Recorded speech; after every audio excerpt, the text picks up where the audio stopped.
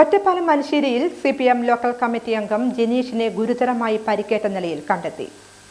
Ottapalam മനുശ്ശേരിയിൽ CPM local committee അംഗത്തെ ഗുരുതരമായി പരിക്കേറ്റ നിലയിൽ കണ്ടെത്തി. മനുശ്ശേരി സ്വദേശിയായ ജനീഷിനെയാണ് ഗുരുതരമായി പരിക്കേറ്റ നിലയിൽ മനുശ്ശേരി വായനശാലയ്ക്കുള്ളിൽ നിന്നും കണ്ടെത്തിയത്.